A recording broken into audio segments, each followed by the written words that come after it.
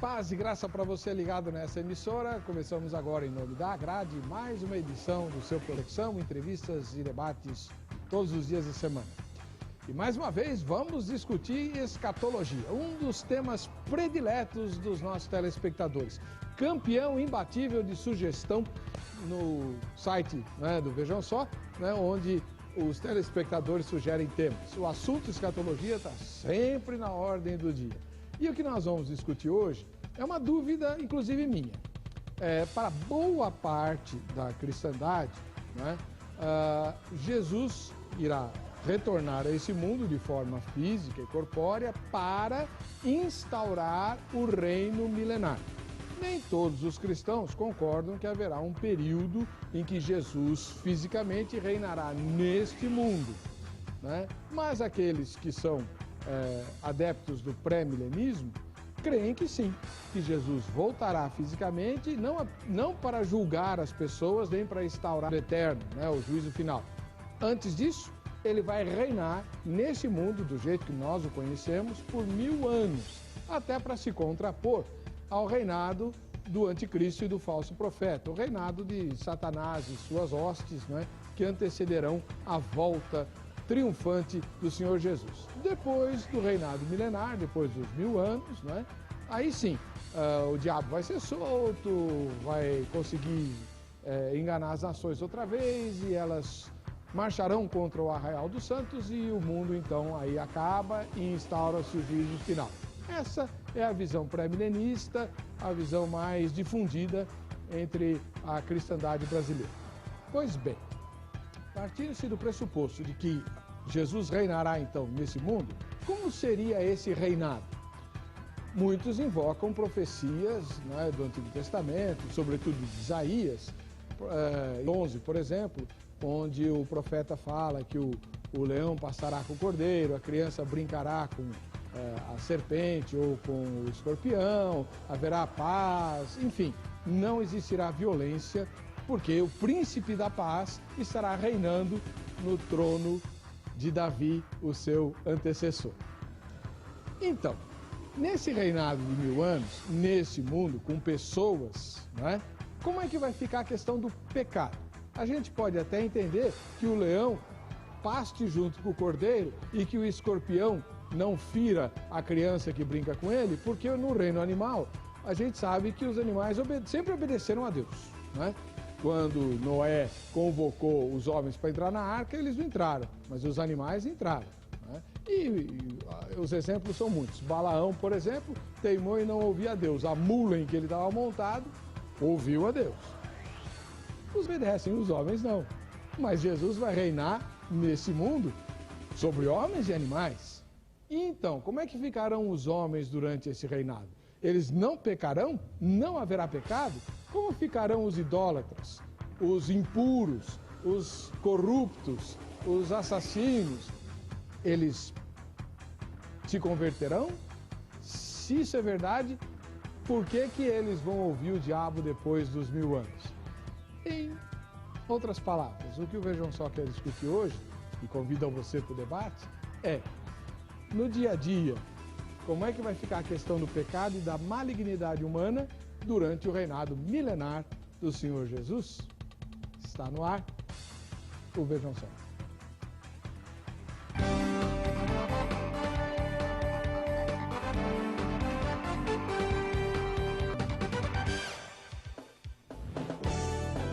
É com muita alegria que, em nome da Academia Teológica da Graça de Deus, a Agrade, estamos iniciando mais essa edição do programa Vejam Só, transmitido não apenas para o Brasil, mas também para todas as nações da Europa e das 3 Américas. Esteja você onde estiver, seja muito bem-vindo, e a ferramenta para interagir conosco, inclusive se habilitar aos prêmios que o Vejam Só sorteia ao final de cada edição, a ferramenta é o site, o www.vejamsó.com.br. Vote na enquete e você já estará habilitado a participar do sorteio que faremos hoje e também ao final da semana. Uma das vantagens de ser apresentador do Vejam Só é que a gente pode pautar as nossas próprias dúvidas, E com isso, fazer com que os especialistas que a produção traz tirem as minhas dúvidas. É exatamente um dos exemplos, é o tema de hoje. Não absolutamente a resposta para a pergunta tema, e por isso pedi a Ana que trouxesse só gente sabida para nos ajudar. E ela trouxe o reverendo Jair de Almeida Júnior, que é ministro da Igreja Presbiteriana do Brasil e professor no seminário José Manuel da Conceição. Reverendo Jair, seja bem-vindo. Muito obrigado, agradeço novamente o convite, é sempre uma satisfação estar aqui. Faz tempo que é bom, achei até que havia sido esquecido, mas fui lembrado. A Ana vai ficar brava, porque eu sei que ela liga e o senhor nunca pode vir. A sua especialidade, né, é o livro de Romanos. Foi pelo menos a tese que o senhor deu para eu ler, né? Uhum. Mas escatologia também manda bem? Eu dou aula de Apocalipse, né, de exegese de Apocalipse. Então a gente entende alguma coisa. Tá, pouca coisa, né? Alguma coisa, porque Apocalipse é muito complexo. Alguém disser que entende Apocalipse num sentido, não estará dizendo a verdade. Falar nisso, eu sempre faço confusão. Até hoje eu estava falando dos meus alunos e não tinha muita certeza. Foi Calvino que não fez o comentário de Apocalipse? Exatamente. Foi um dos livros que ele não comentou, Apocalipse. Teve outros na Bíblia? Olha, eu não estou certo agora. Me parece que o livro de Esther, mas precisava conferir essa informação. Apocalipse, certeza. Certeza. Ele não se achou digno ou apto a comentar. Exatamente. Também é um livro complicado. Né? Uhum. Lutero comentou? Acredito que sim. Muito bem. Do outro lado, nós temos o pastor Gabriel de Oliveira Porto, da Igreja Evangélica Resgate para a Vida, ele que é mestre em escatologia e escritor, inclusive, a respeito do tema, autor de um dos livros que trata de escatologia em português. Seja bem-vindo, paz e graça, pastor Gabriel. Tudo bem? Tudo bem, graças a Deus. Muito contente de participar mais uma vez aqui do programa e agradecido pelo convite e pela oportunidade. Faz quanto tempo que o irmão publicou o seu livro de escatologia? Agora, 5 meses, essa segunda edição, né? Tá aí o livro, tá né? Aqui. Aqui que eu vou mostrar para a câmera enquanto o senhor comecinho fala. de julho que foi publicada essa segunda Manual edição. Prático de Escatologia, segunda edição. Isso. A primeira saiu? Em 2010. 2010. Está Saiba como será o fim dos tempos, Gabriel de Oliveira Porto. A origem eclesiástica do senhor qual que é? Batista. O senhor é da igreja... E se formou lá, não? Na verdade, eu fiz 3 faculdades teológicas, cada uma foi em uma faculdade diferente. Eu variei bastante. Quais foram elas? O bacharel foi pelo ICP, depois a pós-graduação em escatologia foi pela FATESP e o mestrado em escatologia foi pelo Instituto Gamaliel. O ICP é o Instituto Cristão de Pesquisa? Isso. Muito bem. Obrigado pela presença. O endereço lá da Igreja Resgate para a Vida? Rua Francisco Falcone, número 1072, Jardim Avelino, São Paulo. Bem em frente ao cemitério da Vila Alpina. Aliás, eu não perguntei o endereço da sua igreja, né, reverendo? Estou achando meio excluído. Tadinho. Qual que é o endereço? Avenida Lacerda Franco, 1474, no Cambuci. Pertinho da caixa d'água. Isso, lá em cima. Muito bom. E, como a gente sempre faz nos temas teológicos, temos um seminarista, o Vitor Alexandre Mateus Bellomi, do Seminário Teológico Batista Nacional. Paz e graça, Vitor, tudo bem? Graças a Deus, tudo bem. Você está voltando aqui, né? Você já teve aqui É a segunda vez, já tive um. Qual foi o tema que você discutiu outra vez? Foi se era possível ter unidade na igreja brasileira. Essa era a pergunta. Se era possível o quê? Ter unidade na igreja brasileira, unidade. Nas diversas denominações brasileiras. Tanta denominação. E a sua denominação qual é? A sua igreja local? Eu sou da Igreja Batista do Calvário, em Santo André. Qual que é o endereço lá? Jardim Irene, Santo André. Muito bom. Muito obrigado por voltar aqui. Vamos assistir a matéria que apresenta o tema de hoje e voltaremos com a opinião dos nossos convidados aqui no Vejam Só. Há muito tempo que os homens sonham com uma sociedade perfeita em que todos possam viver em paz e harmonia. Um mundo no qual todas as necessidades serão satisfeitas e barreiras como a raça, nacionalidade, educação, renda e ambiente não existam mais. Segundo a Bíblia, no período milenar, ou seja, no período de 1000 anos, mudanças profundas acontecerão sobre a Terra. Será um ambiente perfeito, fisicamente e espiritualmente. Muitas montanhas e ilhas, por exemplo, desaparecerão ou serão transferidos a outros lugares. Porque eis que o Senhor está a sair do seu lugar, e descerá, e andará sobre as alturas da terra. Os montes debaixo dele se derreterão, e os vales se fenderão, como a cera diante do fogo, como as águas que se precipitam por um declive. Segundo a Bíblia, no milênio, o problema ecológico será completamente resolvido. As árvores crescerão em grande número e não haverá derrubadas indiscriminadas como nos dias de hoje. Tendo eu voltado, eis que à margem do rio havia árvores em grande número, de uma e de outra banda. Essas são somente duas das tantas mudanças que ocorrerão sobre a terra. Mas será que no reino milenar de Jesus haverá pecado?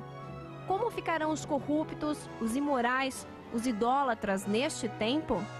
Isso é o que discute agora o Vejam Só. É isso aí.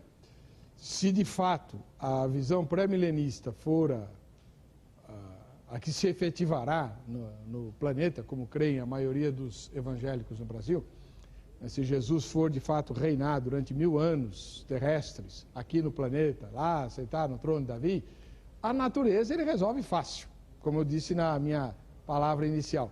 Eu quero saber como é que ficarão os homens, as pessoas, porque os pecadores são pecadores e pecam não porque querem, muitas vezes, mas porque a natureza deles é ruim, é decaída, se engana, erra, enfim.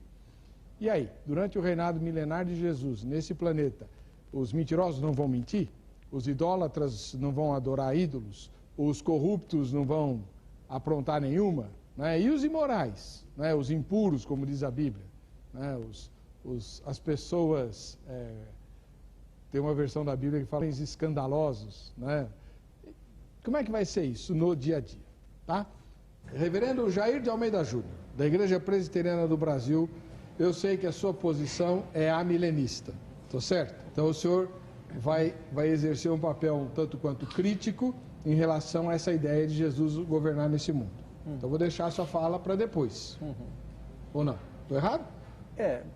Porque o amilenismo não é exatamente a negação do milênio e a negação do governo de Cristo. Apenas não, eu sei. Acontece de forma diferente, né? Não é com Jesus sentado lá no trono de Davi. É isso? Essa profecia se cumpriu, nós entendemos. Então tá bom. O senhor fala primeiro. Não há problema. Posso falar depois, apenas para conceituar as coisas adequadamente. Então, o amilenismo, a própria expressão foi cunhada de uma forma não muito adequada, porque a expressão sugere a negação do milênio. E nós não cremos na negação do milênio. Nós cremos que o milênio não é literal. Ele acontece, aliás, ele está acontecendo, mas ele não é um período estanque de 1000 anos. Nós entendemos que quando Jesus disse na sua ascensão, toda autoridade me foi dada no céu e na terra. Quem é que tem toda a autoridade no céu e na terra?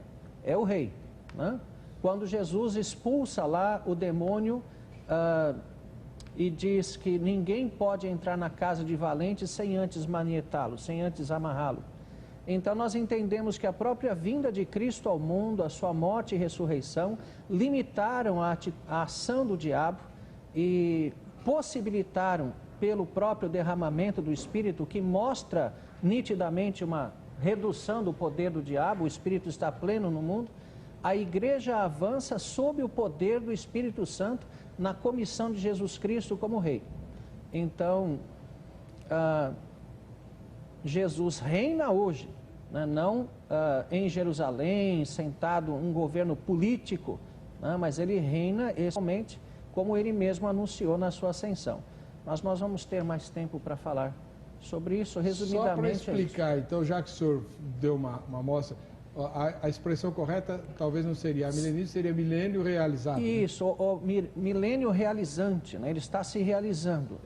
O milênio seria o tempo entre as duas vindas de Cristo. A primeira, quando ele veio para morrer e ressuscitar, e a segunda, quando ele vem para juízo.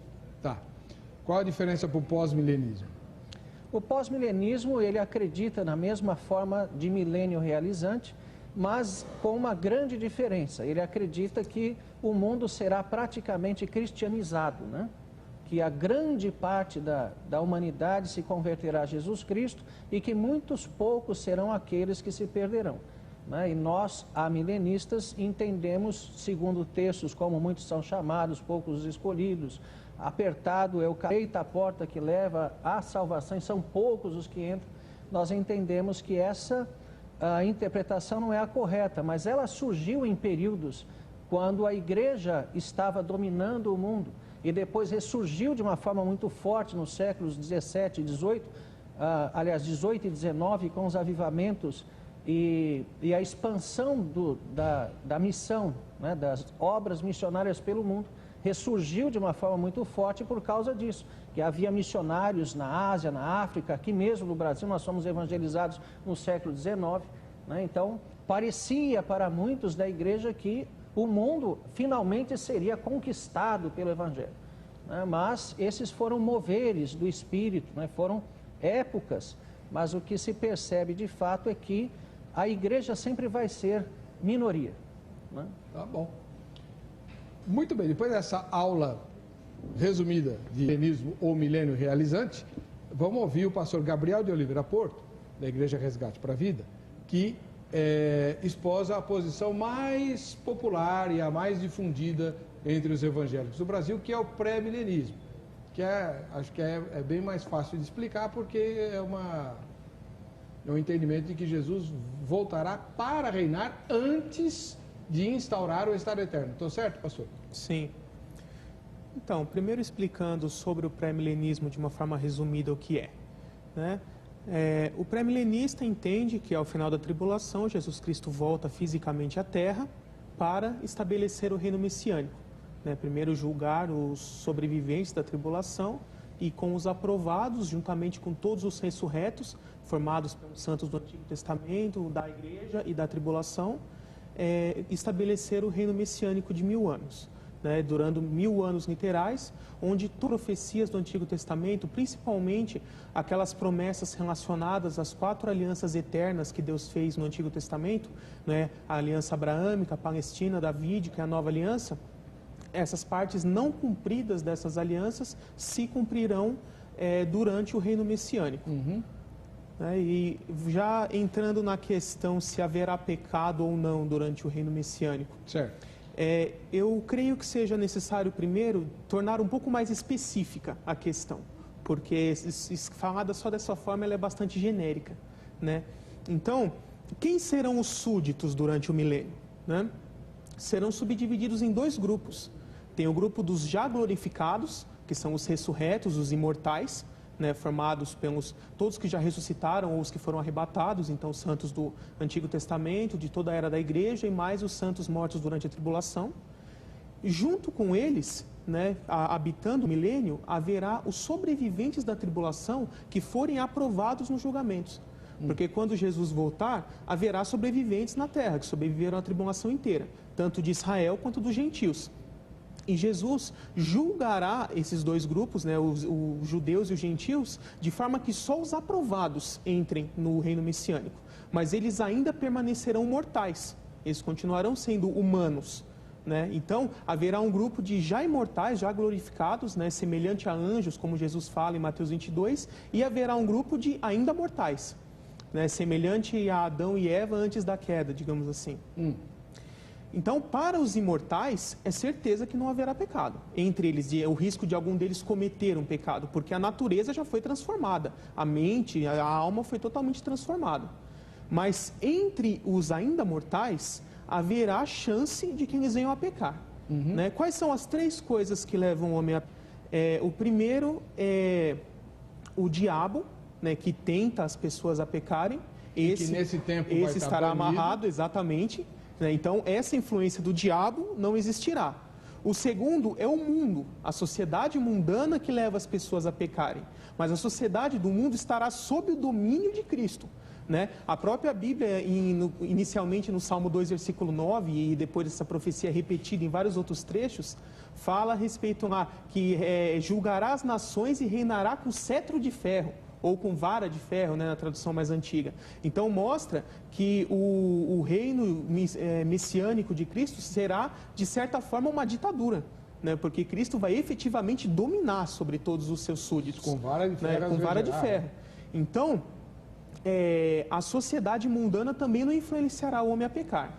Qual é a terceira coisa que influencia o homem a pecar? A carne, a nossa natureza pecaminosa, o nosso pecado original herdado de Adão e Eva. Então, esta é a única que ainda estará presente entre os mortais, né, durante o reino messiânico. Então, das três influências, só restará essa. Mas, como o reino messiânico será um reino de plena paz, justiça, prosperidade, plenitude do Espírito, plenitude da sabedoria de Deus, não haverá nenhum tipo de imaturidade, isso também será reduzido, né? E essa questão chama duas outras questões. A ver como será a salvação durante o milênio para os ainda mortais e se haverá morte durante o milênio. E estão relacionadas umas às outras, né? Vou pedir para o senhor deixar essas duas questões para o próximo bloco, né? Porque não vai dar tempo de explorar nesse bloco. Do ponto de vista amilenista, como nós estamos vivendo agora o milênio, né, e Cristo não vem nenhuma outra vez antes do juízo, ele só vem no juízo. Então, o que nós temos visto é exatamente a prática do pecado por parte, especialmente dos ímpios.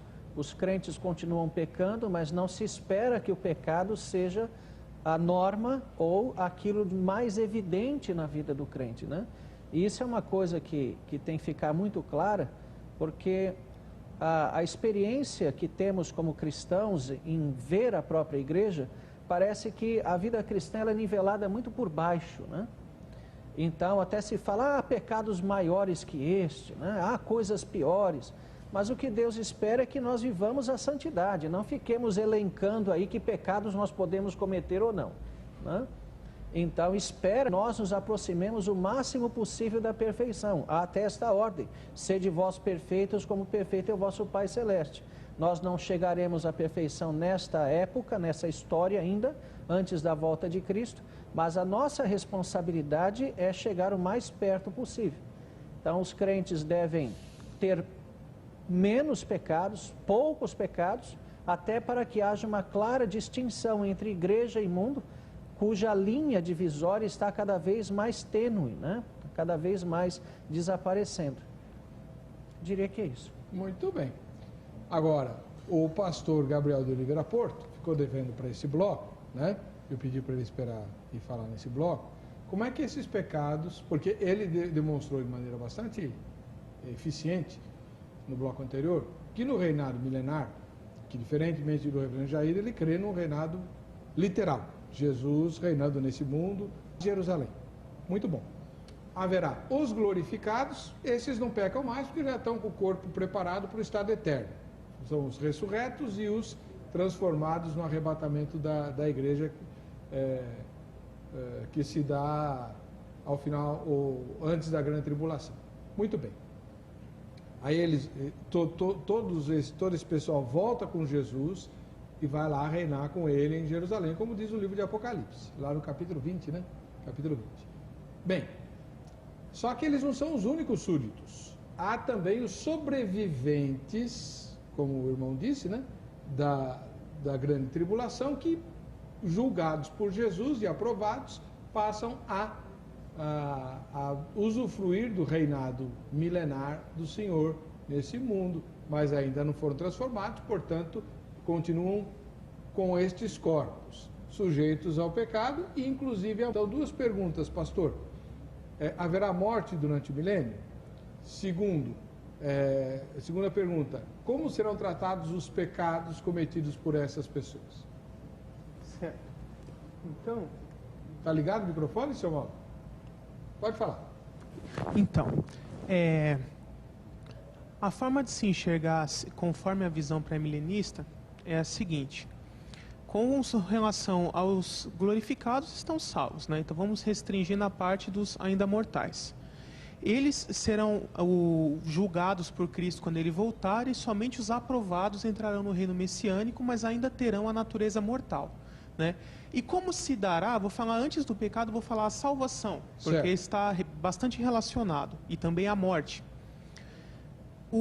Hoje é mais ou menos do inverso a coisa. A pessoa precisa entregar a sua vida para Jesus, né? Reconhecendo como único Senhor e Salvador, poder ser salvo. Quem não faz isso, por definição, já nasce não salvo. E só se torna salvo ao fazer isso. Certo. No milênio vai ser o contrário. Né? Os sobreviventes da tribulação aprovados, ainda mortais, eles terão filhos e repovoarão a terra. Né? Isso é declarado em várias profecias do Antigo Testamento a respeito do milênio. Então, eles e seus descendentes serão ainda mortais, mas como todos estarão debaixo do governo de Cristo, do governo da terra inteira, enquanto se mantiverem fiéis, ou seja, não pecarem, eles estão em estado de salvação. Como eu falei, existem aquelas 3 influências que fazem o mundo pecar. A única que sobrará durante o milênio será a carne, a própria natureza pecaminosa do ser humano. E que mesmo assim estará drasticamente reduzida devido às condições do milênio, né, que são todas as mais favoráveis possíveis. Tá. Então, se mesmo assim alguém vir a pecar durante o milênio, ela será punida praticamente de imediato, e a punição será a morte física e, por consequência, a perda de salvação. Porque todos os textos que falam a respeito do milênio e falam sobre morte, dizem que a morte só existirá no milênio como punição para aquele que pecar. Então, aqueles que não pecarem, se mantiverem fiéis durante o milênio todo, mesmo sendo mortais, eles viverão o milênio inteiro. Da mesma forma que as primeiras gerações, logo após Adão e Eva, ali, viveram muitos séculos. E aquele que pecar, o pecado será sumariamente punido com a morte física da pessoa e a perda de salvação. Exatamente. E como isso se dará? Por exemplo, digamos que alguém tente assassinar outra pessoa. Será que Deus vai primeiro permitir que a pessoa chegue a matar para depois punir? Não. Né? Por quê? Aí que entra o papel dos já glorificados durante o milênio. A Bíblia fala em várias profecias que, primeiramente, os glorificados, né, os ressurretos, ajudarão no julgamento dos sobreviventes da tribulação, né, tanto os apóstolos lá que falam que se assentaram em tronos junto, e que a igreja julgará o mundo também, a Bíblia diz.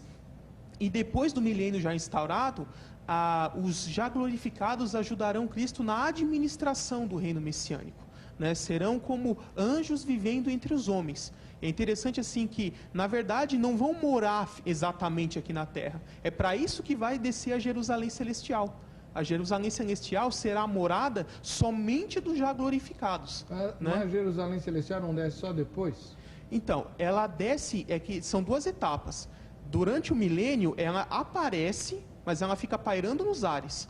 Justamente para fazer essa distinção. Só os já glorificados terão acesso a ela, os já ressurretos. Tá? Aí, quando terminar os 5 eventos de transição, né, rebelião de Satanás e por aí vai, depois que começar a eternidade, aí sim a Jerusalém pousa na terra para céus e terra se tornar uma única coisa. Mas durante o reino messiânico, será, digamos assim, a função, o trabalho dos já glorificados ajudar nessa parte. Inclusive de evitar que as pessoas venham a cometer esse tipo de pecado e administrar o julgamento para aqueles que pecarem. Eu vou fazer uma pergunta e depois eu tenho certeza que o Jair também tem alguns questionamentos. Por exemplo, sobre a base bíblica para essa distinção de pessoas no milênio e a punição do pecado no milênio. Mas eu vou deixar isso para ele. A minha pergunta é a seguinte: queria que o irmão explicasse como é que vai ser esse julgamento pré-milenial, né? Os aprovados, quem serão os aprovados e quem serão os reprovados dentre os sobreviventes da grande tribulação, como o senhor falou. Então, os textos bíblicos a respeito, né, eles separam em julgamento para Israel e julgamento para as nações. O julgamento para Israel está lá em Ezequiel 20 e também em Malaquias 3, comecinho do capítulo. Né? Aí eu posso até ler os textos, se vocês quiserem. Quer que eu leia o texto?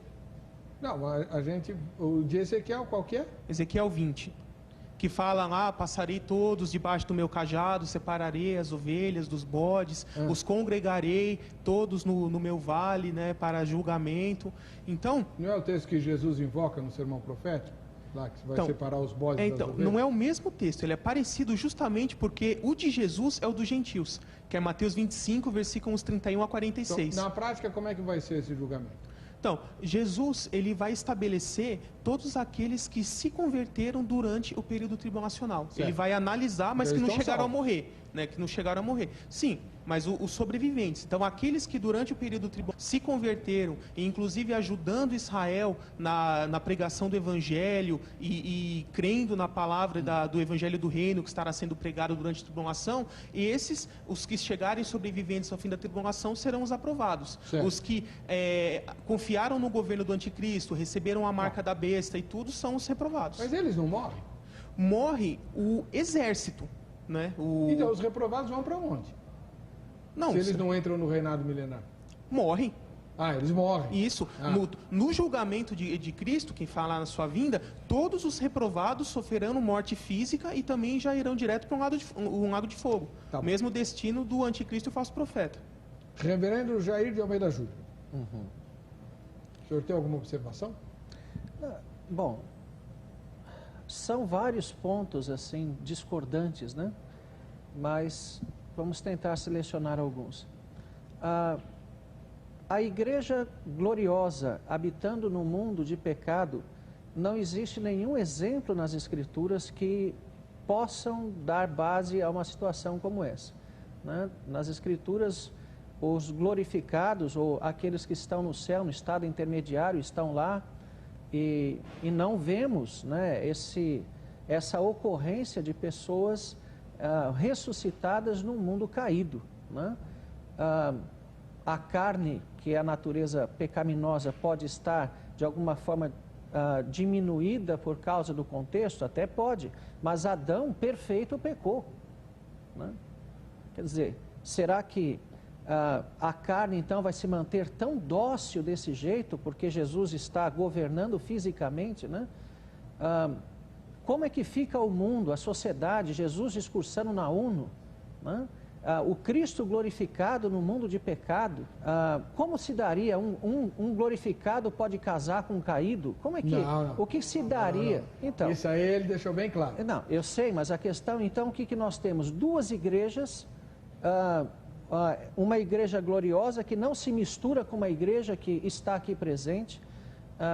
Eu vejo assim pontos bastante discordantes do ponto de vista da própria igreja e da própria história, né, de uma forma geral, como é que isso se procede, né? Então, e outra também, esses textos do Antigo Testamento são muito obscuros para se indicar com tanta precisão os acontecimentos deles, né?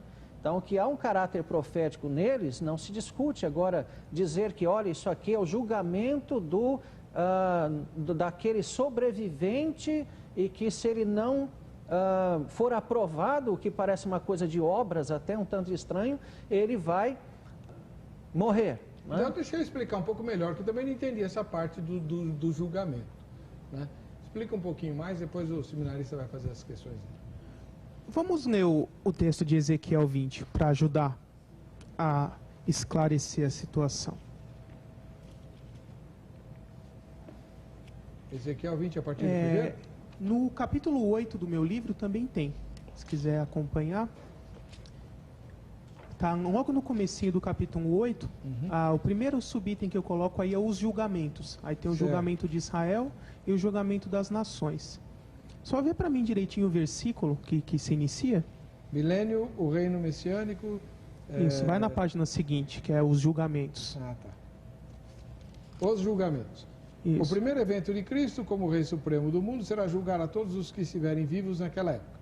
Todos serão julgados no Vale de Josafá, que faz parte do Vale de Megido, Armagedon. Nesse evento, ele julgará separadamente dois grupos distintos, que são Israel e as nações. O julgamento de Israel, então, é Ezequiel 20, de 34 a 38. Isso. 34 a 38, né? Isso. Tá. Eu vou ler aqui na NVI, que é a mesma tradução daí. Trarei vocês dentre as nações e os ajuntarei dentre as terras para onde vocês foram espalhados, com mão poderosa e braço forte e com ira que já transbordou. Trarei vocês para o deserto das nações, e ali face a face os julgarei. Assim como julguei os seus antepassados no deserto do Egito, também os julgarei. Palavra do soberano, o Senhor. contarei vocês enquanto estiverem debaixo da minha vara, e os trarei para o vínculo da aliança. Eu os separarei daqueles que se revoltaram e se rebelaram contra mim. Embora eu os tire da terra, eles não entrarão na terra de Israel. Então vocês saberão que eu sou o Senhor. Tá. Deixa eu fazer uma pergunta. Uma das características do pré-milenarismo dispensacionalista, que é o que o irmão esposa, né, é a conversão de Israel durante a grande tribulação.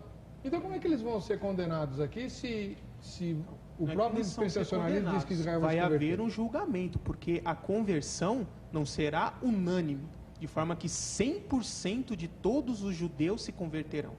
Né? Se converterá a maioria, mas muitos não se converterão. Para isso é necessário julgamento. Eles serão separados dos gentios? Sim. Aqui... Isso não é discriminação, não?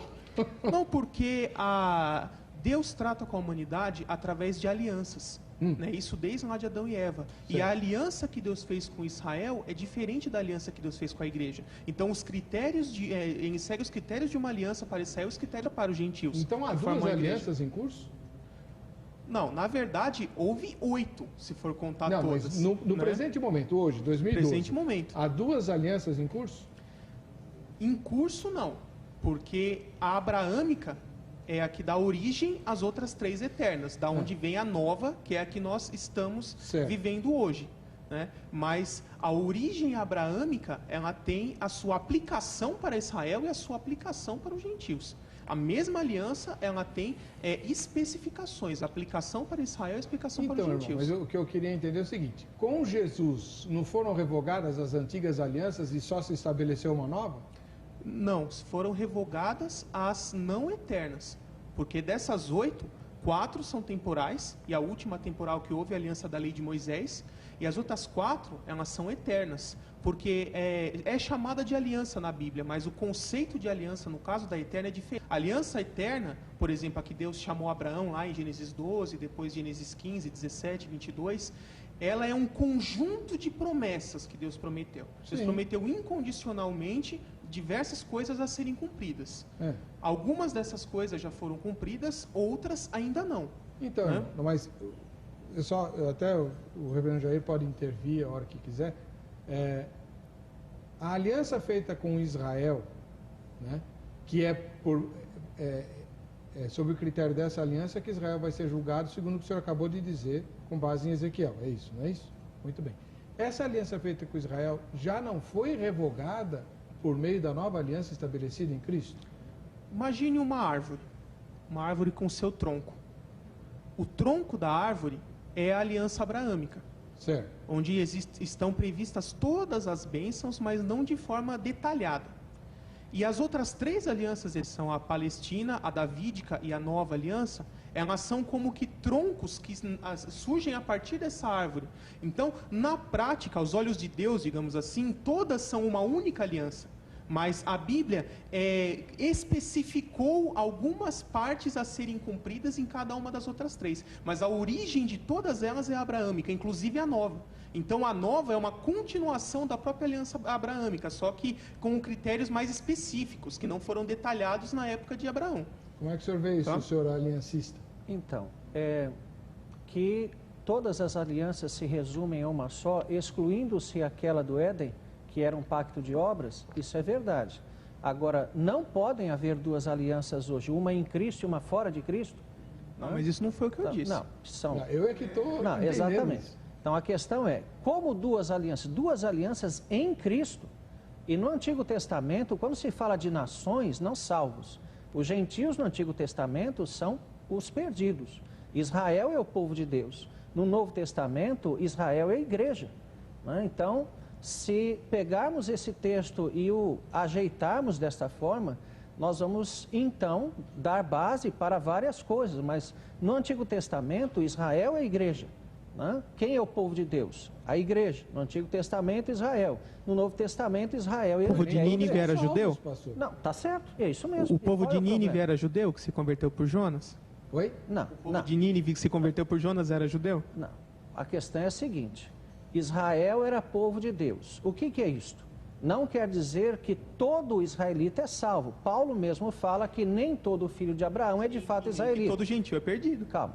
Nem todo filho de Abraão é de fato israelita, mas em Isaque será chamada a sua descendência. Certo. É a promessa, é a fé, a crença no filho que viria. No Antigo Testamento, dizer que Israel é o povo de propriedade de Deus como se fosse só este, não é isso que eu estou querendo dizer. Nós vemos nos Salmos várias afirmações, aplaudir ao Senhor todos os povos, nações, línguas, etc. e tal. A questão é que Israel era o veículo de manifestação de Deus no Antigo Testamento. Nação sacerdotal. E todo crente, para ser salvo no Antigo Testamento, tinha que ser através de Israel. O gentil, ele tinha que ser circuncidado, ele tinha que ir a Israel pelo menos uma vez por ano, ele tinha que cumprir aqueles pressupostos de fé que a lei pressupunha, né? Então, se nós formos dizer que os gentios, as nações do Antigo Testamento correspondem às nações de hoje, então não é igreja, vamos voltar a Israel. Então temos que interpretar o texto. Mas é isso que o dispensacionalismo faz? Não, não. Ele vai dizer o quê? Exatamente. É exatamente isso. Mas por isso que é irreconciliável. Mas é isso que ele está defendendo. O que ele está defendendo é que a igreja assume esse papel de Israel que o dispensacionalista diria. É isso que eu estou entendendo. Então, o que eu quero deixar bem claro para o telespectador é que essa discussão, ela nunca vai chegar a uma conciliação, porque a posição dispensacionalista é diferente da posição aliancista, né? Então você tem que ouvir os prós e contras das duas opiniões, anotar o contato dos convidados, tirar suas dúvidas depois por e-mail, convidá-los para palestra, etc. Mas para a gente levantar que não existe uma única maneira de entender as coisas, né? O que está gerando confusão aí, né? Não há e nem nunca houve essa questão de duas alianças ao mesmo tempo. Tá? Mas da onde está gerando essa confusão? O conceito das alianças eternas é diferente do conceito das alianças temporais, embora se use a mesma palavra aliança. As alianças eternas são 3, você falou? 4. Abraâmica. Em ti serão benditas todas as famílias da terra, de ti farei uma nação e tal. Com Abraão, depois a Palestina, que é em Deuteronômio 30, que especifica que a posse da terra de Israel é perpétua, a posse da terra da Palestina é perpétua do povo de Israel. Por isso que está a maior guerra. Tá? E depois a davídica, que promete que todos os reis seriam da dinastia de Davi até a chegada do rei eterno, que traria o reino eterno e o trono eterno descendente de Davi. O milênio é cumprimento direto dessa promessa. E a nova aliança, lá, Jeremias 31, que prevê a conversão do todo o povo de Israel, derramar do Espírito Santo, entre outras coisas. Então, a diferença é o seguinte: as alianças eternas não marcam dispensação. A partir do momento que ela foi dada, não há o início de uma nova dispensação. As que marcaram dispensações são as temporais. Certo. A única que marca dispensação, quando começa, é a nova, que é a última. Então, o que são as eternas? Um conjunto de bens Deus prometeu, em cada um desses casos. A gente está fugindo um pouco do tema, quer falar? Não, só uma pergunta, porque e a de Noé, que Deus diz que será uma aliança perpétua? Não, a de Noé não é perpétua. Sim. Não, não é. Então está leia, onde? por favor. Eu vou ler. Então leia. Ele coloca como sinal perpétuo o arco-íris para que o povo se lembre que ele nunca mais vai destruir a terra com água. Mas a aliança em si não é eterna. Aliança noaica. Noética. O meu professor falava noaica, sei lá por quê. O seu professor falou o quê? Noética. Noética? Isso. Bom, na verdade é de Noé. Então já fica mais simples. Saiu bem. Muita gente também não gosta do termo a Aliança Palestina, né? Porque acha que tem a ver com os palestinos, se chama Aliança da Terra ou Aliança de Canaã. Os nomes variam um pouco mas mesmo. É por causa dessa promessa que está a guerra lá. Israel não abre mão. Eles querem chegar até o Eufrates. Está escrito no texto que eu vou fazer parte do território. Então, exatamente. Porque Deus deu e acabou. Faz parte da Aliança Só um parênteses, essa confusão toda que está tendo agora lá em Israel, inclusive há muita opressão contra os palestinos, é verdade. Agora, a gente não pode esquecer uma coisa, né? Os territórios que Israel ocupou porque foi atacado em guerra e Israel ganhou a guerra. Agora vai devolver? Para quem? Achei. Para quem? Hã? Já achei. Achou? Então vai lá. Disse Deus: este é o sinal da minha aliança que faço entre mim e vós e entre todos os seres viventes que estão convosco para perpétuas gerações. O sinal? Não. Lê de novo. um sinal eterno sem uma realidade. Mas é exatamente, é o sinal eterno, é o arco-íris do céu. Claro que não. Lê o contexto depois, fala que para que todos se lembrem que Deus nunca mais inundaria o mundo com água. O contexto não é o estabelecimento do arco-íris, o contexto é o estabelecimento da aliança. Quer ver o que prova que essa aliança não é eterna? Aí ele fala que se tem animais de todo tipo. Logo, inclusive, é essa aliança que libera os seres humanos a comer carne. Certo. Né? Na próxima, que é a de Moisés, já restringe vários animais. Não, mas então isso aí já prova que não é eterno. Aí nós vamos discutir aliancismo. Na nova libera tudo de novo. Na nova libera tudo de novo. É o sinal que é eterno, não a aliança. Não, a Bíblia está bem clara aí. Seria até incoerente você ter um sinal eterno para uma aliança que passa. É uma coisa sem lógica. Deus promete várias coisas aí nessa aliança. O eterno é o quê? Deus jamais destruiria o mundo novamente com água. É isso que ele promete no sinal eterno. Eu preciso falar sobre isso. Por quê? Porque essa interpretação de que Deus não vai destruir mais por água de dilúvio precisa ser entendida. Vamos dizer que você, diante de alguém, diga assim: eu não vou te matar afogado, vou te matar queimado. Fala, que bom, puxa vida, ainda bem. A promessa não é de água.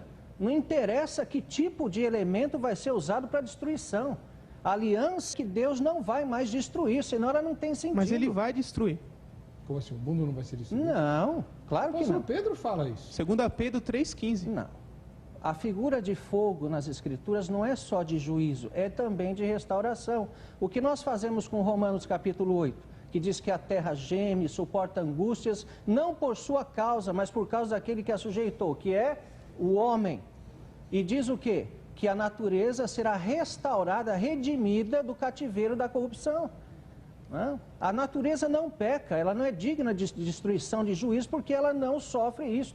Ela está contaminada pelo pecado. Exatamente, por causa de quem? Do homem, é o que Paulo fala. E quando o homem for varrido, o ímpio for varrido para o inferno e só houver então uma humanidade restaurada, é o mesmo processo. A humanidade, a criação sofreu o impacto do pecado e se tornou deformada. Na volta de Cristo, ela é o padrão original. Mas espera aí, reverendo. Mas por que então a Bíblia fala que é novos céus e nova terra se o antigo não for destruído? A Bíblia em algum lugar fala de uma nova criação, porque não, percebam bem, Deus vai passar régua em tudo. O próprio ser humano, ele é um com a criação, não é panteísmo ou panenteísmo, mas nós recebemos o nome de Adão, porque a terra é Adamá. Então, Adamá, a terra, gerou Adão, que é o homem. O homem da terra. Exatamente. Nós, o nosso corpo é dissolvido nessa terra aqui, porque nós fazemos parte dessa criação. Certo. Então, se Deus vai passar a régua, então o meu corpo já não será mais esse na ressurreição e logo não sou eu. É o meu espírito redimido com outro corpo. E não sou mais... Não é o que 1 Coríntios 15 diz. Então, exatamente. Não é isso. Eu estourei o tempo do bloco, a gente vai para o intervalo. Na volta, vamos voltar a falar do tema, que vocês já me deram ideia para 3 ou 4 debates diferentes aqui. Escatologia é assim mesmo. E o seminarista Vitor fará as perguntas dele também. Volto já.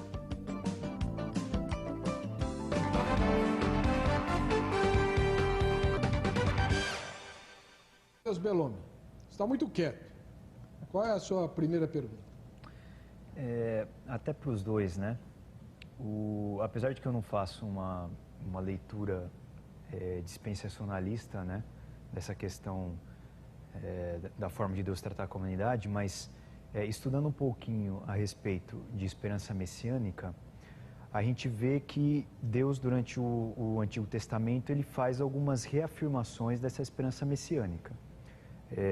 Nós temos com a descendência de Sete, né, de Adão através de Sete, aí existe uma dinâmica dentro da humanidade em que sempre parece que a humanidade ela decai e Deus levanta algum para continuar a semente da mulher.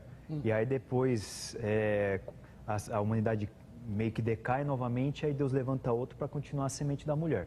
E Deus sempre vai levantando alguém para continuar a semente da mulher. Quero dizer o seguinte... O que você chama de semente da mulher? A esperança messiânica. A esperança messiânica. Porque Deus prometeu em Gênesis 3,15 que a semente da mulher esmagaria a cabeça da serpente. Tá, daí pra frente. Você tem que lembrar que você não está na sala de aula, irmão. Você está falando com o telespectador comum.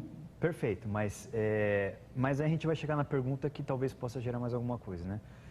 Muito bem, a gente tem uma dinâmica no Antigo Testamento, que você vai ter as profecias a respeito do Messias, e nós temos então no milênio o cumprimento de várias. Mas a gente tem uma dinâmica na humanidade de um decaimento, e aí vem Deus com um propósito e ele reafirma uma esperança messiânica. Certo. Tá bom, chegamos no milênio, cumprimento dessas profecias. Eu não, pelo menos eu não entendi aqui muito bem, e aí por isso que eu pergunto para as pessoas que estão debatendo, parece que dá a impressão que do começo ao fim do milênio, pelo menos do começo do milênio, a chegada da libertação novamente de Satanás, durante aquele período pequeno, parece que você não tem mais essa dinâmica no milênio. Parece que do jeito que ele começa, ele chega no final no mesmo, não tem variação. E aí já entra a questão do pecado. Vai ter variação nesse milênio? Vai ter um aumento de pecado ou uma diminuição? Existe uma dinâmica em cima disso? Pelo que eu entendi aqui pelo exposto, pelo menos pelo pastor Gabriel, parece que não. Parece que é um negócio que, do jeito que começa, ele vai terminar. É assim mesmo, pastor Gabriel? Não há uma... Sim, o conceito será bastante linear, né? A possibilidade de alguém pecar existirá, mas será muito baixa, né? E punida sumariamente com morte daquele que pecou. Do jeito que começa até o fim, vai nessa forma linear. É justamente o que? A esperança messiânica se conclui com a vinda de Cristo. E aí Cristo reinando fisicamente na terra é o cumprimento de toda a esperança messiânica. Por mais necessidade de esperança, o Messias já está entre nós, né? Já estará entre nós vivendo face a face com os homens. A dinâmica humana vai mudar. Sim. Porque quem vai brincar, a gente vai brincar com o escorpião. Sim. Inclusive, existem textos bastante específicos, por exemplo, como o finalzinho de Zacarias 14, né, que fala que as nações terão que anualmente mandar representantes a Jerusalém para ir adorar ao Messias, e a nação que não fizer isso, Cristo não permitirá que chova naquela terra, e além disso enviará as mesmas 10 pragas que o Egito recebeu para aquela terra. Durante o milênio? Durante o milênio. Mas então a terra não vai ser um paraíso? Então, será o paraíso para quem estiver debaixo do governo do Messias.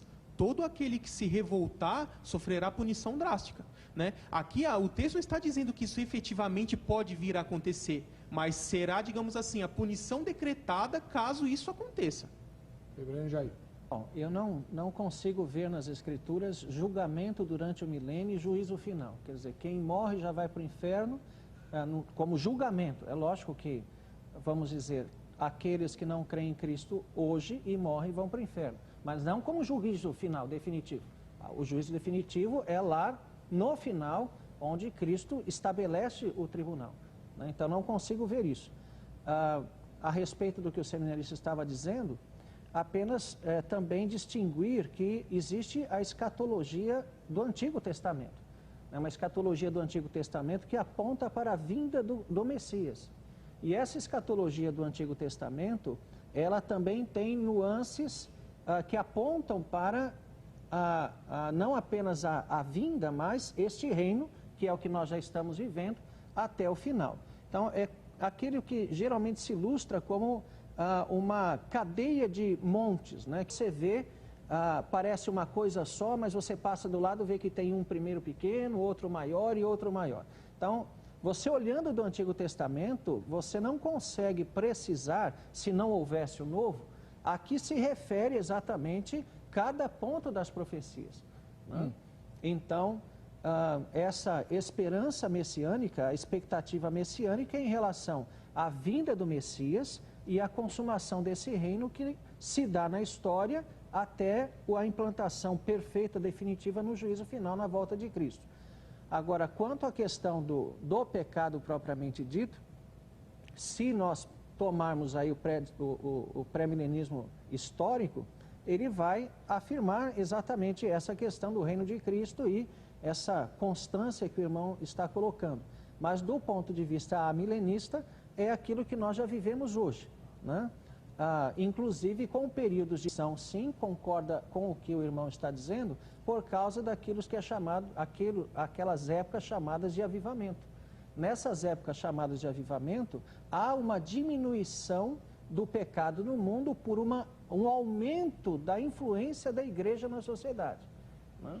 Mas aí não é exatamente o próprio povo de Israel que, né, os altos e baixos, mas sim a influência da igreja movida pelo Espírito Santo em épocas da soberania de Deus que determina, onde haverá muito maior número de convertidos, uma influência, portanto, a igreja salga a terra muito mais nessas ocasiões. Então, a população, falou-se de arrebatamento, falou-se de bodas do cordeiro, mas não se falou olha...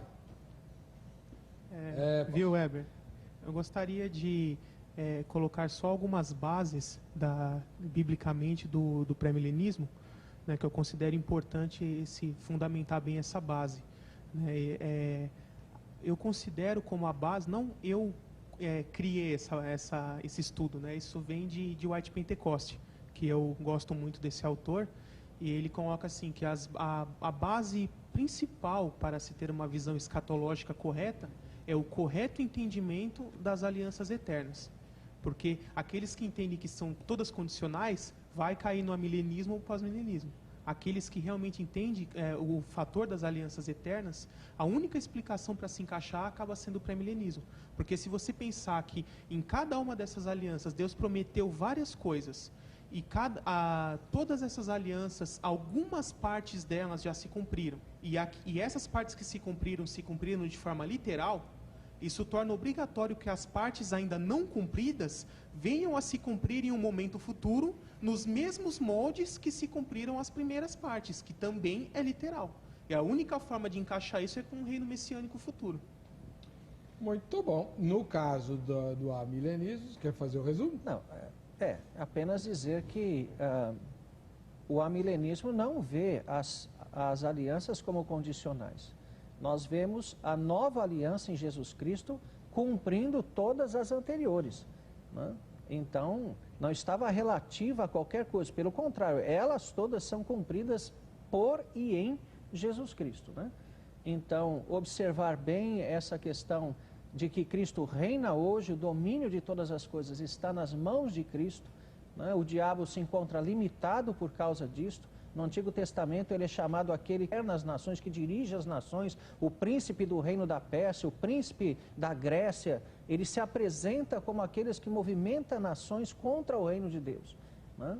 No Novo Testamento nós vemos o derramamento do Espírito, que já limita a ação do diabo. Não estou dizendo que ele está parado, eu estou dizendo que ele está limitado, né? E sob a autoridade de Cristo, o Senhor da igreja, a igreja avança para a sua consumação, né? O milênio, portanto, é esse que estamos vivendo, e a volta de Cristo agora é só para juízo. Não há volta intermediária, não vejo isso nas Escrituras.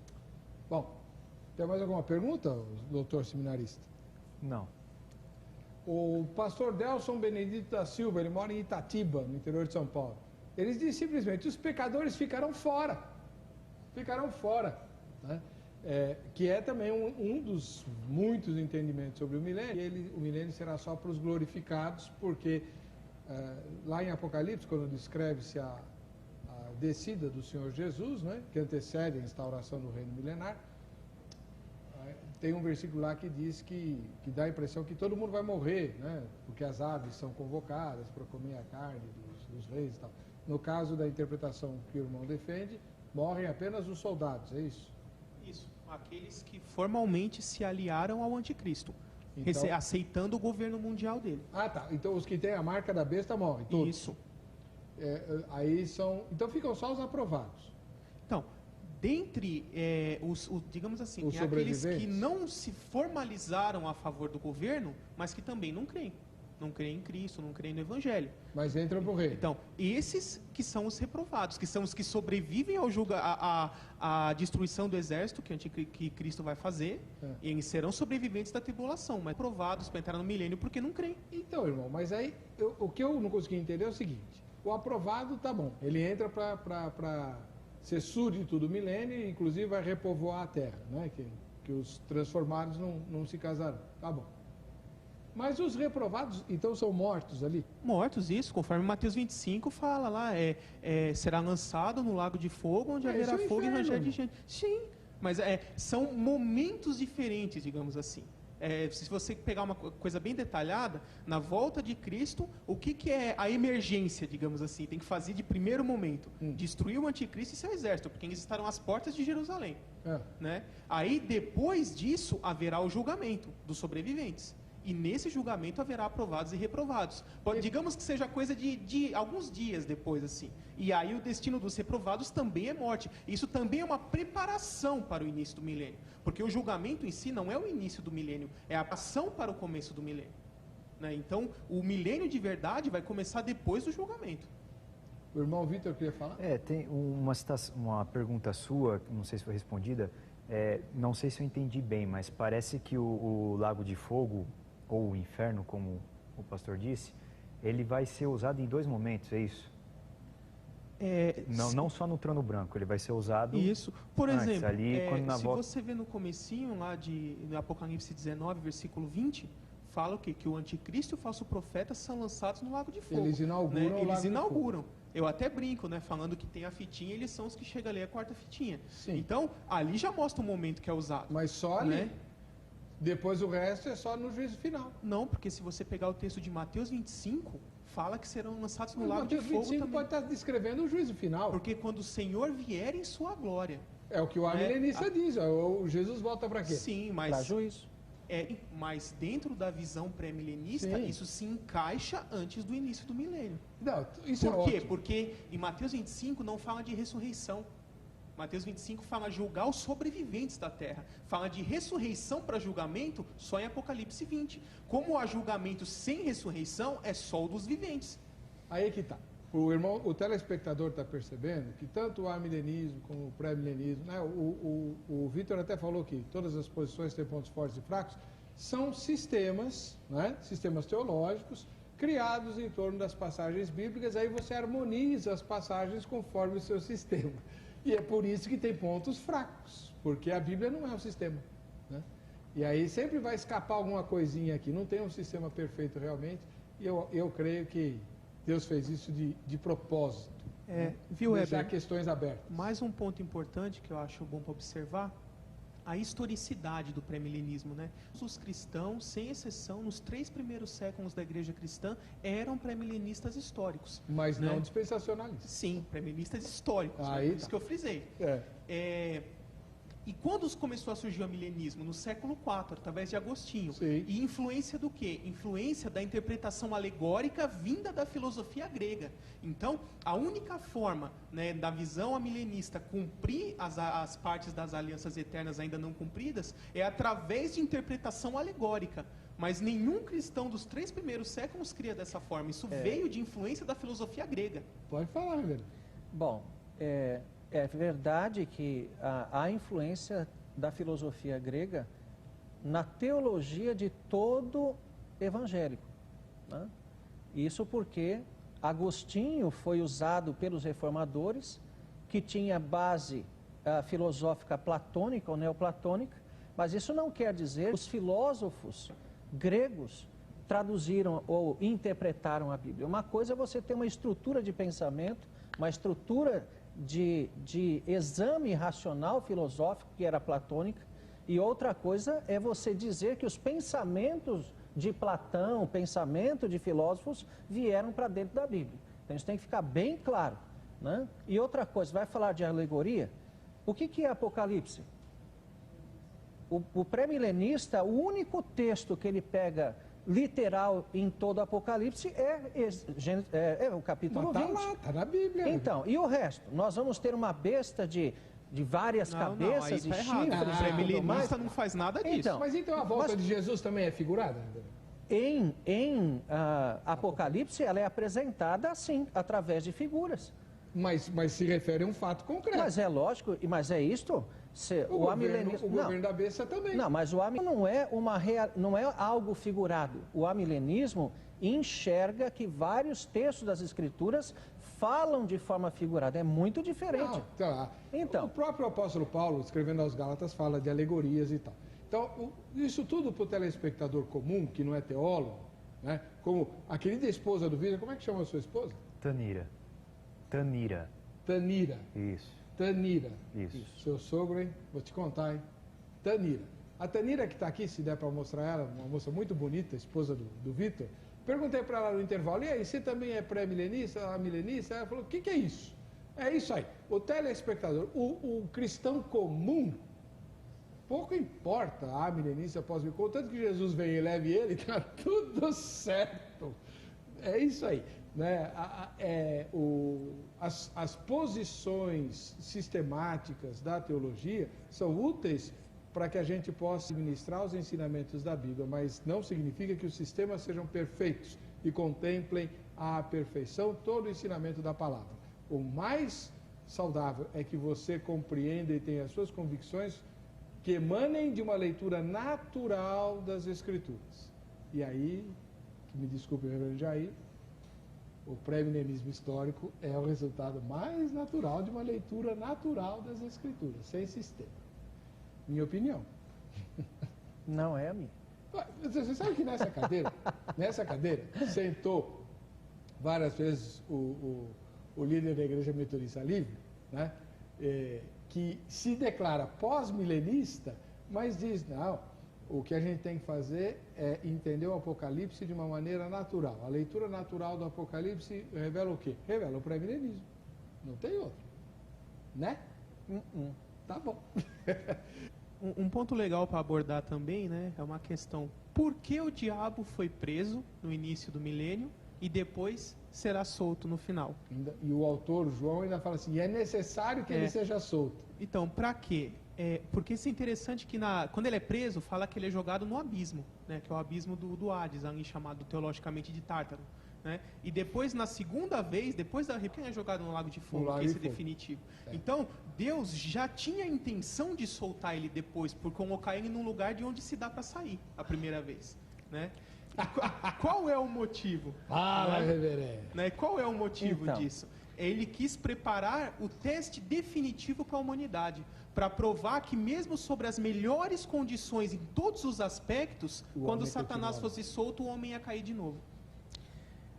Em Apocalipse, quando nós vemos o abismo sendo aberto, aliás, a palavra no grego é quase, no português é quase uma transliteração do grego, é o lugar das hostes malignas, né?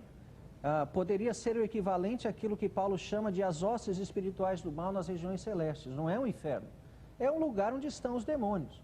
E naquele texto está exatamente dando-se ordem para que haja uma obra simbólica que é autorizada, é até mesmo comandada por Deus. Há um debate se o anjo que desce ali, se é o próprio diabo, se é um emissário de Deus. Para mim não faz diferença, porque o diabo não pode fazer nada que Deus não queira que ele faça, ou não determine que ele faça.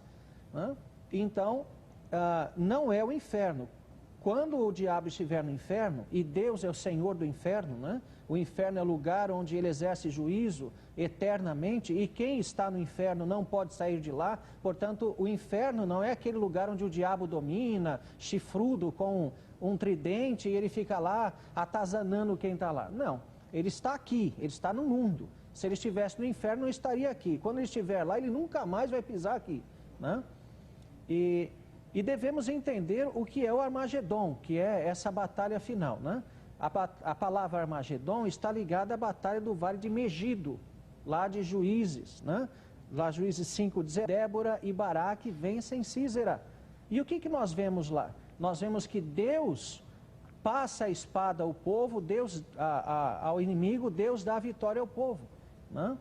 Eu acho complicado colocar que há uma batalha física, literal, liderada por Cristo como um guerreiro messiânico. Para salvar Israel. Exatamente. Mas eu acho difícil isso. Acho que Deus simplesmente decretou a vitória e acabou.